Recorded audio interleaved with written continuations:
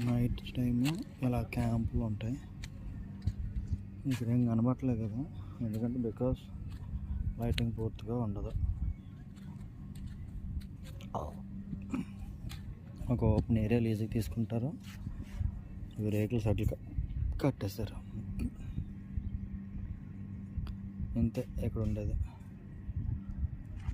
ఎవడైనా కంట్రీకి వెళ్ళి బాగా సంపాదిస్తున్నాడంటే సుఖపడిపోయి అయితే మాత్రం కాదు. ఓకే, ఫెసిలిటీస్ అన్నీ వదులుకున్న తర్వాత సంపాదన ఉంటుంది. అది ఇండియాలో అయినా కామనే, ఎక్కడైనా కామనే. ఓకే, అంత గుడ్గా ఉండవు ఫెసిలిటీస్. టాయిలెట్స్ బాగోవు, వాటర్ ఉండదు, స్నానం చేయడం బాగోదు, డోర్లు బాగోవు, ఎవ్రీథింగ్. కంప్లైంట్ చేస్తే ఎదవలైపోతాం. ముక్కు మూసుకొని గుడ్డ మూసుకొని పని చేసుకొని బయటకు వచ్చాం. బాయ్.